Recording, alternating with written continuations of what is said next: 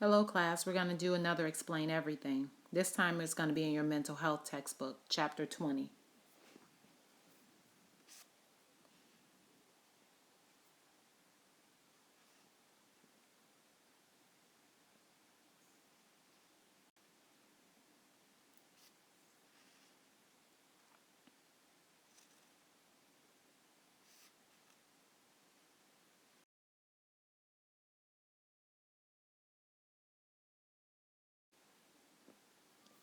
The word crisis in the American Heritage Dictionary is a turning point at which time a crucial and decisive decision must be made, an unstable condition.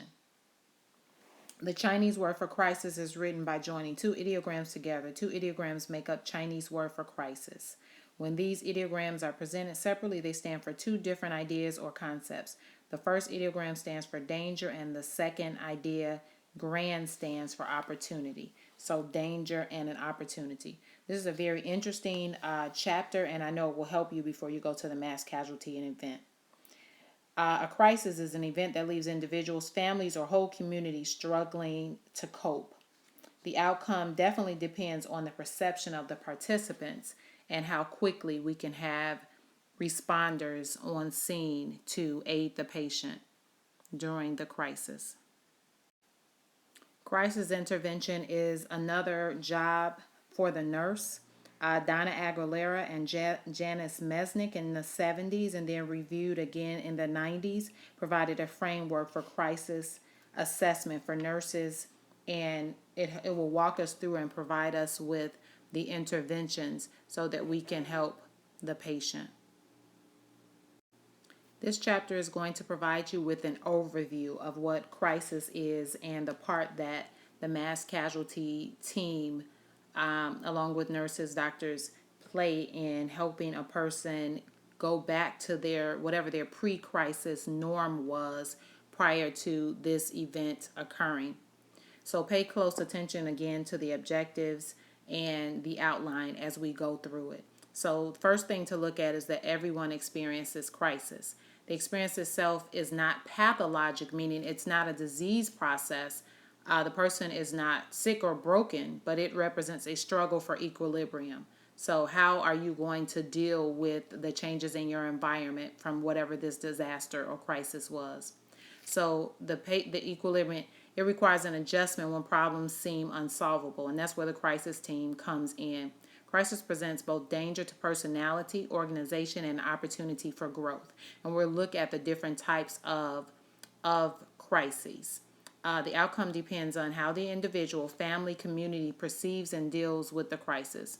Outside supports are available and how they accept help from the outside sources.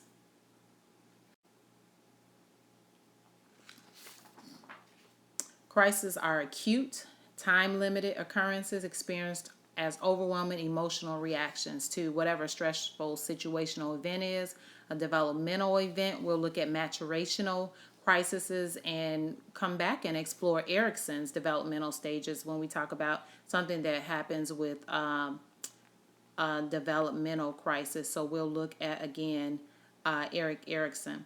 Societal events, cultural event, or perception, definitely whatever the person's perception of the event is.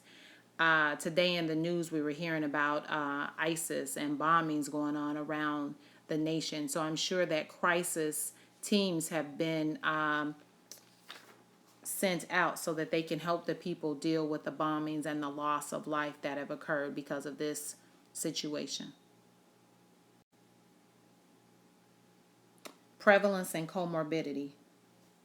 Factors that limit the ability to problem solve, the person's ability to problem solve or cope, include the presence of stressful life events. An early theorist, Eric Linderman, hypothesized that that even though acute that even though acute grief is normal, with adequate preventative interventions, we can eliminate or decrease serious or devastating consequences that occur from a person that is experiencing grief from these stressful life events. In 1961, a report of the Joint Commission on Mental Illness and Mental Health, this report caused the establishment of crisis intervention services, and this was again the Joint Commission on Mental Health. It helped to establish crisis prevention services all throughout the country and in mental health facilities. Okay, so we come to Robert's 7-stage model of crisis intervention, and you want to notice that it starts from the bottom and goes up. So this is 1, 2, 3, 4, 5, 6, and 7. Some persons cope better than others, so you want to know that, but you want to, when you're looking at the model of crisis intervention, you start at planning and conducting crisis assessment, establishing a rapport with the patient and establish in a relationship, identifying major problems. What is the last straw? What is the last thing or the worst thing that could happen that will make this person not be able to deal with stress anymore? Deal with feelings and emotions, including active listening and validation. I hear you. Yes, this did happen. Yes, this is horrible. Generate and explore alternatives. Develop and formulate an action plan and follow up plan and agreement. So again, you're starting from the bottom and you're moving up. The person in crisis, each person in crisis emerges at a different level of functioning. The goal is that the person after the crisis and after working through the steps and going through counseling, this figure is on page 399 of your book, figure 20-1. Figure 20-1 on page 399. So again, each person is going to arrive at a different level. We would like for the person to, of course, level up and not make any regression. This is used to support those recovering from acute situational crisis and those diagnosed with acute stress disorder. Recent worldwide devastations like 9/11 and Katrina, and now we can add what happened today in Brussels, sparked this emphasized the need for crisis assessment and intervention. We need to understand the 3 areas of crisis theory, and we want to make sure that we understand the types of crisis, the phases of crisis, and the aspects of crisis. Crisis intervention.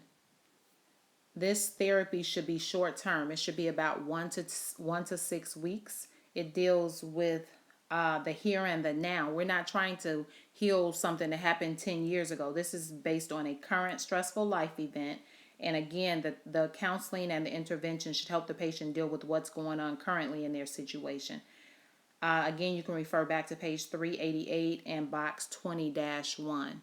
So that's page 388 and 20-1. The goal is to return again to the individual to their pre-crisis level of functioning. The form of resolution depends on the actions of the individual and the interventions of others, so that the crisis resolution team is very vital in the person's being able to resolve this crisis situation. Social support and intervention can promote successful resolution. During a crisis, people often accept outside help. They can learn different adaptive means and measures to correct inadequate solutions. Assume that the patient is mentally alert and mentally healthy unless you assess otherwise. So don't assume that the person dealing with crisis has experienced some type of break with reality unless you assess that. Do assume, however, that the patient is in a current state of disequilibrium. Interventions deal with present again and not past. Know that the nurse plays the patient therapist in crisis situations, and realize that you have an active and a direct approach or hands-on approach, not a standoff approach with the patient. Notice that as you're going through the mass casualty event. So take an active role in interventions. Early interventions are great, and they increase the patient's chance for a good prognosis. The patient should be an active participant. Encourage them to set realistic goals and plan the interventions with the nurse. You'll have better outcomes. And again, we're focused. You have to keep the patient in the here and now. Focus on the current situation. For a period of time, right after the crisis, the patient is without effective defenses, and they need crisis intervention so that they can cope. Moving right along, we're looking at clinical picture and types of crisis. So we talked a little bit earlier that there are three basic types of crisis. You have the maturational crisis, and you have situational crisis, and you have adventitious disasters. Now, what you're going to do on Thursday is categorized under the number 3, adventitious disasters. That's where we will stick our mass casualty. Okay, so it's a situational. A crisis is a struggle for emotional balance. It's not a disease again. And we have to realize that alcohol can impede progress through the stages. When we talk about the maturational crisis, think about Erickson's developmental stages. The patient has to be able to work through these stages. Remember, trust versus mistrust, autonomy versus shame and doubt, initiative versus guilt, industry versus inferiority. The list goes on. We typically in the hospital deal with integrity versus despair and generativity versus self-absorption. So these are stages, and believe it or not, as a person matures and grows, if they don't move through Erickson's stages, then they could experience a crisis and need counseling. Again, we said that alcohol can impede progress. Alcohol and drugs can impede progress through the stages. Usually a person moves through these stages and they move on to the next stage and they don't have a problem. Successful maturation is the goal in the maturational crisis area. So we would hope that the patient has successful maturation, that they flourish, and that they live. The path, what is Erickson's developmental stages? It's the path to adulthood. We know that it can be stressful at times, but people should be able to usually cope with the stressors. Each stage can be overwhelming and again constitutes a crisis. We usually see these maturational crises occur during our teenage years. The next crisis is situational. And what do we mean by situational? Things happen. So external causes, critical life problems. Can you think of some of those? What about a job loss, death of a loved one, unplanned pregnancies? You move to a different city. Sometimes parents don't even think about the fact they take children to different environments or different cities, and it can cause a situational crisis. What about divorce or change in financial status? These are examples of situational crises. They can cause severe physical or mental illness. The degree or effect from the above depends on the support from family and friends. So when you're doing your assessment, how well is the person's support system? How good is the community support? What is the patient's general emotional or physical status? How well does this person typically cope with stress? The above can threaten the person's self-concept or self-esteem. So they need to resolve the grief from the particular loss so that they can move through this situation. So careful assessment and listening is going to be crucial. The last, again, adventitious disaster, we already said it was the mass casualty, and you may see it throughout your book abbreviated, I'm running out of space, MCI. You may see mass casualty incidents. These are unplanned accidents. They cause injury, trauma, destruction to large groups of people, community, and real estate. So mass casualty events. That is the type of event that you're going to be participating in on Thursday. Okay, now we're going to talk about phases of crisis. You see we have 4 phases. Think about disaster response or triage. We want to separate the patients, provide rapid medical care, and we want to separate minor problems and injury from those that no longer can receive care and those that are our highest priority that can be survived. So again, look at your phases of crisis. Phase 1, person is confronted by conflict that threatens self-concept. Phase 2, if the usual defense response fails, and if threat persists, then anxiety escalates. Trial and error begins. So these are the phases that the patient experiences. Phase 3, if the trial and error attempts fail, then anxiety can escalate to severe panic. In phase 4, if the problem is not solved and new coping skills are ineffective, the anxiety can overwhelm the person and lead to serious illness. Assess for suicidal thoughts or ideations.